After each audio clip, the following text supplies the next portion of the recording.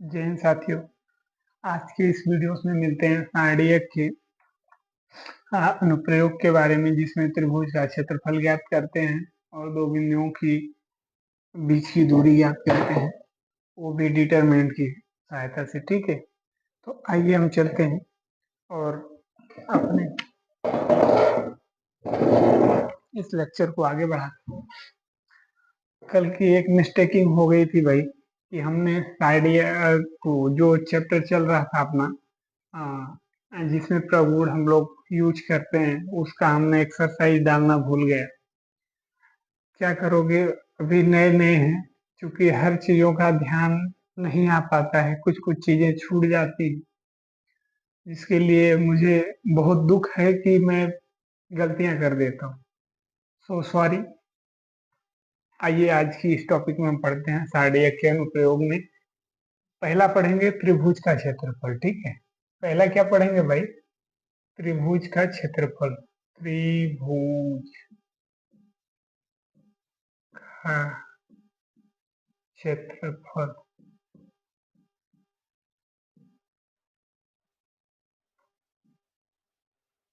त्रिभुज का क्षेत्रफल जो होता है भाई, एरिया ऑफ ट्रायंगल, इसको निकालते कैसे हैं? देखिए, इसके लिए सबसे पहले हम ये डेल्टा से इसको त्रिभुज को प्रदर्शित करते हैं। ठीक है, 1/2 लिखते हैं। 1/2 क्यों लिखते हैं? क्योंकि ये फार्मूले में आता है। क्यों लिखते हैं? ये फार्मूले में आता है। ठीक है, और मान लीजिए कि हमारे पास 3 पॉइंट्स दिए हुए हैं त्रिभुज के लिए। ठीक है, x1 y1, ठीक है, x2 y2, x3 y3। ठीक है, ये अपने को 3 पॉइंट्स दिए हुए हैं, जिससे बोल रहा है त्रिभुज का क्षेत्रफल ज्ञात कीजिए। तो हम त्रिभुज का क्षेत्रफल तो फार्मूले से डायरेक्ट निकालते हैं, पहले हमने पढ़ा है सर रेखा गणित में। पर आज हम जानेंगे कि डिटरमिनेंट की सहायता से कैसे निकालते हैं। तो देखिए, ये तीनों जो पॉइंट्स हैं, इनको हम दो कॉलम के रूप में लिख देते हैं और एक कॉलम को शेष रखते हैं। ठीक है, तो आइए, x1 को एक कॉलम में, y1 को दूसरे कॉलम में। ठीक है, x1 y1, x2 y2, x3 y3। हाँ, अब क्या करते हैं भाई, तीसरा वाला जो कॉलम होता है उसको हम 1 1 1 लेते हैं। ये डिटरमिनेंट का एक फैक्ट है, ये चेंज ही नहीं होता है। ये हर एक त्रिभुज का क्षेत्रफल निकालने के लिए अगर डिटरमिनेंट की सहायता से अगर निकालते हैं आप, तो डिटरमिनेंट में ये जो कॉलम 3 रहता है, ये चेंज ही नहीं होता है, ये सबके लिए कांस्टेंट रहता है। ठीक है, तो आइए देखते हैं। और हम करते क्या है भाई, इसको हम प्रसार करते हैं तो किसके सापेक्ष करेंगे? हम C1 के सापेक्ष प्रसार करते हैं। C1 के सापेक्ष, सापेक्ष, सापेक्ष प्रसार करने का।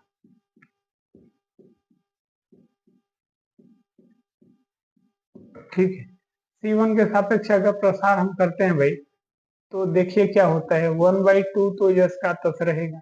ठीक है, अब देखिए, हम जानते हैं चूंकि यहाँ पर होता है प्लस, यहाँ पे माइनस, यहाँ पर प्लस। ठीक है, तो x1 के लिए हम इन चीजों को लेते हैं, इसको शेष जो ऊपर वाला है इसको छोड़ देते हैं। ठीक है, y2 y3 1 1, हाँ, फिर माइनस x2। अब x2 को लेते हैं। ठीक है, तो x2 के लिए क्या सिस्टम होता है भाई?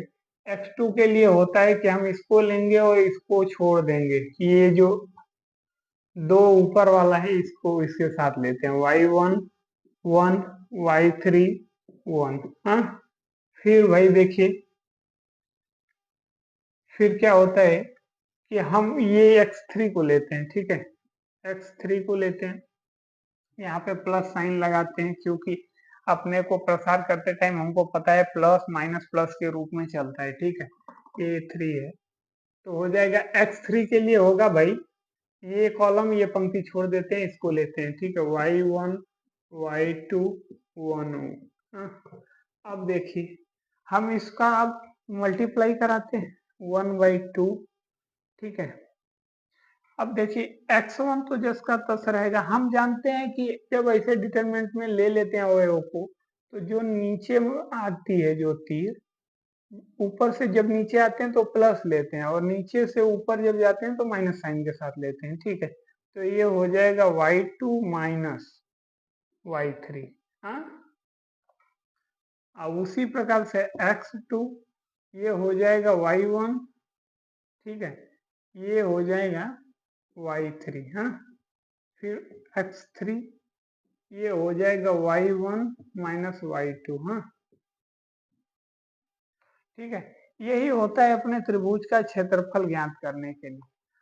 अगर हम अगर बोल दे कि ये जो तीनों बिंदु हैं अगर वो संरेख हो तो ये डेल्टा का मान कितना होता है, डेल्टा का मान कितना होता है, यहाँ पर 0 रख देंगे, ये संरेख के लिए हो जाएगा, ठीक है। तो हम सिर्फ बता दिए, संरेख के लिए लिखना कोई जरूरी नहीं है, आप जानकारी रखिए क्योंकि क्वेश्चन में उसका सॉल्यूशन देना पड़ता है। अच्छा देखिए, इस फार्मूले को याद करने का ट्रिक क्या होता है, याद करने के लिए 123, ठीक है, ये कोड वर्ड है, 123 231 दो 123 200 123 213 123 231 होता है यार, कहीं तो मिस्टेक किया है हमने। ये हो जाएगा, ये हो जाएगा y3 y1 half 123 213 312,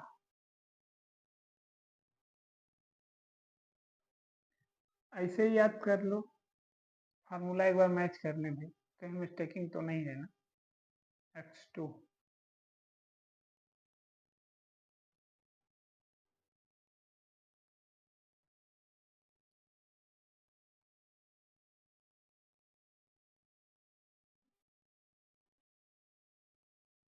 just wait 1 minute, ठीक है। देखिए यहाँ पर क्या किया हुआ है भाई, 1/2 को ऐसे ही रहने देते हैं, ठीक है। x1 ये फार्मूले को सही करने के लिए इसने ऐसा किया है, ठीक है। y2 माइनस y3, ठीक है। ये माइनस चिन्ह को कॉमन किया है, माइनस माइनस प्लस हो गया, x2 y3 माइनस y1, हम भी सोच ही रहे थे कि क्यों ऐसा मिस्टेक हो रहा है, x3 y1 माइनस y2, ठीक है। अब देखिए इसमें कोड वर्ड क्या अपना चलता है भाई, कोड वर्ड चलता है 123 231 312, ये 312 इसके लिए रहता है, 312, ठीक है।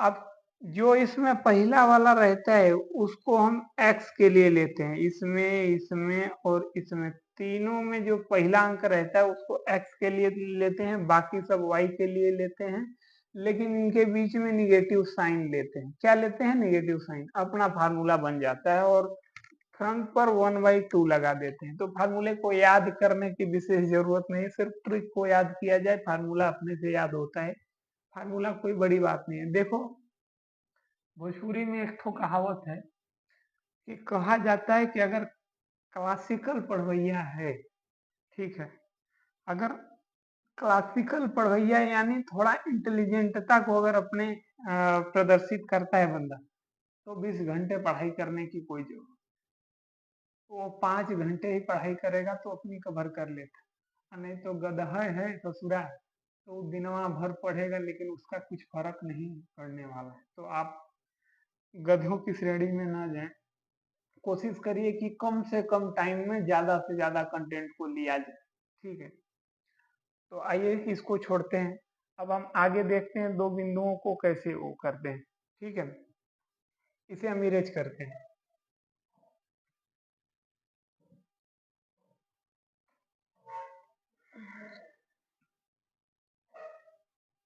ठीक है। देखिए अब जो है दो बिंदुओं से होकर जाने वाली सरल रेखा का समीकरण, दो बिंदुओं से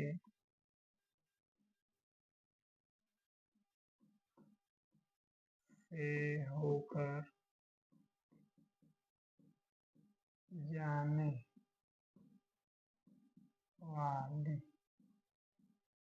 रेखा का समीकरण। रेखा सुन के तुरंत के मुंह में पानी आवत है ना। हाँ? यू वाली रेखा ना है, हाई वाली रेखा है, ठीक है। वो वाली रेखा के चक्कर में मत पड़ा, बहुत आरामी आदमी बात है। हाँ? ठीक है। तो देखिए भाई, दो बिंदु कह रहा है तो हम मान लेते हैं x1 y1 ये पहली बिंदु है और x2 y2 ये दूसरी बिंदु है। ठीक है, दो बिंदु हो गए ना अपने लिए। तो ये क्या करते हैं भाई कि दो बिंदुओं के बीच की जो डिस्टेंस निकालने की ये बात कह रहे हैं, तो इसमें जब डिटर्मिनेंट को लेते हैं ना, तो क्या करते हैं कि इसमें हम पहला वाला जो पहला दूसरे कॉलम में इसको रखते हैं, लेकिन उसमें पहले जो अवयव रहते हैं दोनों के उनको एक्स वाई लेते हैं, फिर दूसरे में x1 y1 को रखते हैं और तीसरे में x2 y2 को रखते हैं। और हमने त्रिभुज का क्षेत्रफल निकालते टाइम पे एक बात बताया था कि एरिया जब निकालते हैं तो उसमें हम कॉलम 3 में हम 1 1 1 ही लेते हैं। ठीक है, तो आइए देखते हैं। अब इसको क्या करते हैं भाई, इसको हम जो है अगर हम इसको C1 के सापेक्ष प्रसार कर दें, लेकिन प्रसार करने की कोई जरूरत नहीं है, ऐसे भी अगर लिखते हैं तो अपने को कोई दिक्कत नहीं है, हम आगे का जोड़ घटाना गुणा भाग कर ही सकते हैं। और ये क्या कह रहा है भाई कि ऐसे अगर रख के हम इसको सॉल्व कर देते हैं ना, तो ये दो बिंदुओं के बीच की दूरी ज्ञात हो जाती है। पर अगर कहता है कि ये बिंदु संरेख है, तब डी की जगह पर क्या होएगा, जीरो। क्या होएगा, जीरो हो जाएगा। x1 y1 1 x2 y2 1। हाँ, ये हो जाएगा भाई अपने लिए। ठीक है, ये पॉइंट्स को याद रखें, आगे क्वेश्चन की तरफ बढ़ते हैं, क्योंकि ज्यादा टाइम पास करना भी ठीक नहीं है। ठीक है, जानते हो दुनिया में 3 टाइप के लोग होते हैं। एक वो होते हैं जो कुछ करते नहीं, एक वो होते हैं जो सोचते तो बहुत हैं लेकिन कुछ कर नहीं पाते हैं, और एक उस टाइप के बंदे होते हैं जो कोई अगर कुछ कर रहा है ना तो उसको करने से रोकते हैं। तो आप ऐसे गधों की श्रेणी में ना आए और अच्छी क्वालिटी को प्रदर्शित करें। आइए हम अगले नेक्स्ट टॉपिक की तरफ चलते हैं। ठीक है,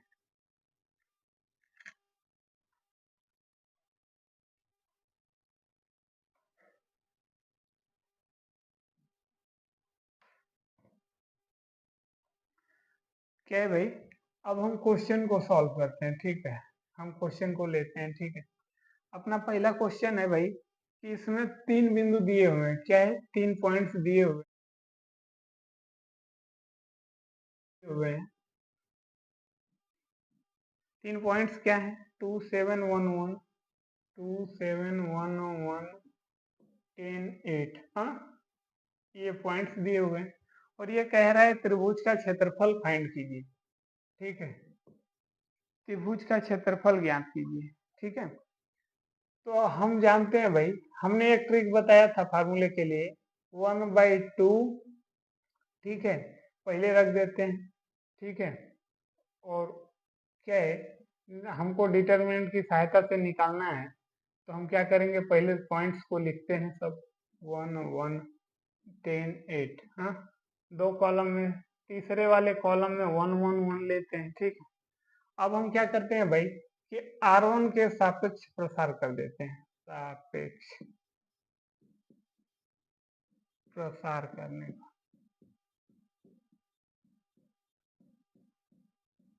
ठीक है, तो होता क्या है भाई, 1/2 अपना हो जाता है। ठीक है, हम इसको प्लस माइनस प्लस लेते हैं। ठीक, दूसरे में माइनस प्लस माइनस, तीसरे में प्लस माइनस प्लस, इस क्रम में चलता है। ठीक, तो हम क्या करते हैं भाई, 2 को लेते हैं, तो इसको इसको हम क्या करते हैं, 2 को जब लेते हैं तो ये दोनों को हम बंद करते हैं, यानी अपने को क्या मिलता है, ये मिलता है। ठीक है, तो हम क्या करेंगे भाई, इसको हम लिखते हैं 1181, हाँ, फिर हो जाएगा -7, ठीक है।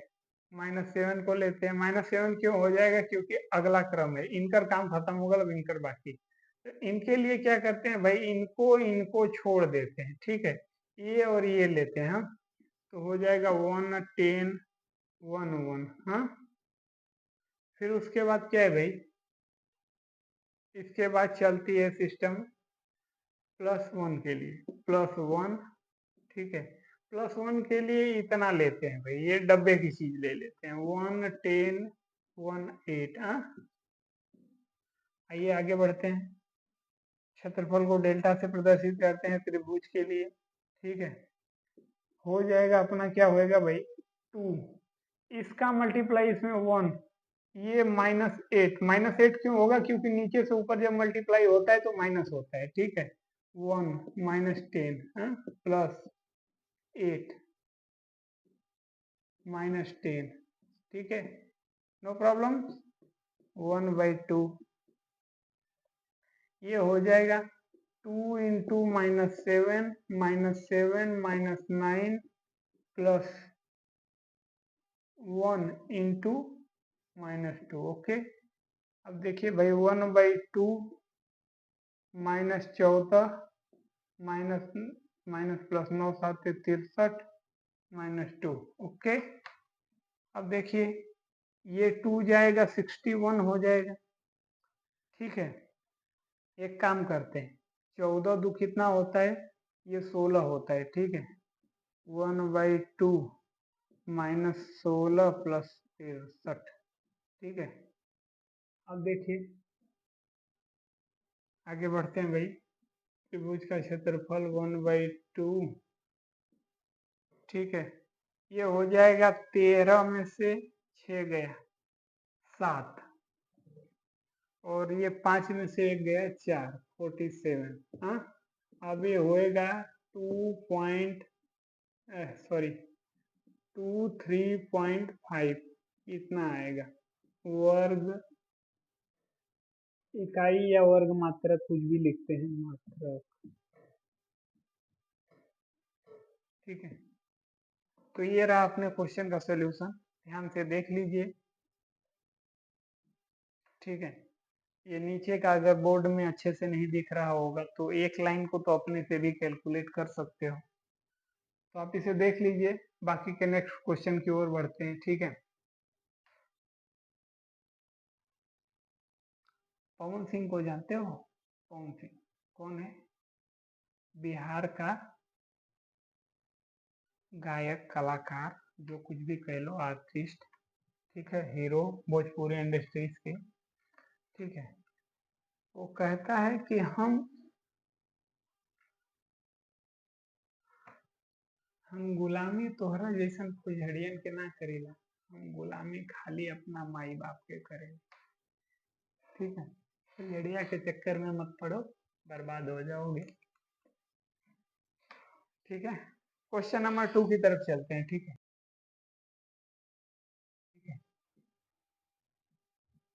क्वेश्चन नंबर 2 क्या है भाई, सिद्ध कीजिए कि ये 0 3 2 पॉइंट्स दिया हुआ है, ठीक है, और ये बोल रहा है कि डिस्टेंस को ज्ञात कीजिए, यानी दूरी को ज्ञात कीजिए, ठीक है। एक काम करते हैं, ये पॉइंट्स को मिस्टेक थोड़ा है, ठीक है। 3 5 और दूसरा पॉइंट क्या है, -2 1, हाँ। ये दो पॉइंट्स दिए हुए हैं और कह रहा है सरल रेखा का समीकरण ज्ञात कीजिए, ठीक। तो सरल रेखा का समीकरण ज्ञात करने के लिए भाई अपने को पता है कि हम डिटरमिनेंट लेते हैं, सरल रेखा का समीकरण ज्ञात करने के लिए इसके बराबर में 0 रखते हैं, और ये पॉइंट्स को रखने से पहले जो पहला रहता है वो एक्स वाई को लिखते हैं, दूसरा बिंदु को ऐसे लिख देते हैं, और दूसरे बिंदु को तीसरे के स्थान पर लिख देते हैं, और कॉलम C3 को 1 1 लेते हैं, ठीक है। अब देखिए, इसको हम R1 के सापेक्ष प्रसार करते हैं तो प्लस माइनस प्लस के रूप में चलता है, ठीक है। यहाँ पे लिख देते हैं R1 के सापेक्ष प्रसार करने पर, हाँ, ये आप आगे समझ लीजिएगा, ठीक है। तो हो जाएगा भाई x, ठीक है। x के लिए जो होगा ऐसे होगा, यानी 5 1 1 1, ठीक है, माइनस वाई, ठीक है। माइनस वाई के लिए क्या होगा भाई, एक काम करते हैं, इसको इनकाउंटर इसको छोड़ देते हैं, ये ऊपर के भाग को छोड़ते हैं, ठीक है। तो ये हो जाएगा अपना 3 माइनस 2 1 1, हाँ। फिर उसके बाद देखिए, उसके बाद भाई लेते हैं +1 के लिए। +1 के लिए क्या होगा, +1 के लिए ये ऐसे ऐसे छोड़ देते हैं, ये बच जाता है 3 माइनस 2 5 1, ओके। अब देखिए इसको प्रसार करते हैं, इसके बराबर में क्या होता है, 0, ठीक है, 0, ठीक। तो ये x हो जाएगा। हम जानते हैं जो नीचे से ऊपर जाता है, ये ऊपर वाले इधर वाले भाग में जो मल्टीप्लाई करते हैं पॉजिटिव लेते हैं, और इधर वाले में निगेटिव लेते हैं, ठीक है, माइनस वाई। ये हो जाएगा 3 minus minus +2 +1 3 minus minus +10, okay. यहाँ पर 0 हो जाएगा x, तो ये हो जाएगा 4x, ठीक है। ये हो जाएगा माइनस में 5y, ये हो जाएगा 13, ठीक है। और अपना यही इक्वेशन हो जाएगा, ठीक है, यही अपना इक्वेशन हो जाएगा। तो हम क्या करते हैं, इसको 0 को इस तरफ ले लेते हैं, और अपना इक्वेशन वही हो जाएगा, ये अपना आंसर हो जाएगा, ठीक है। धन्यवाद साथियों, आप देखते रहिए मौर्य जी को। जय हिंद।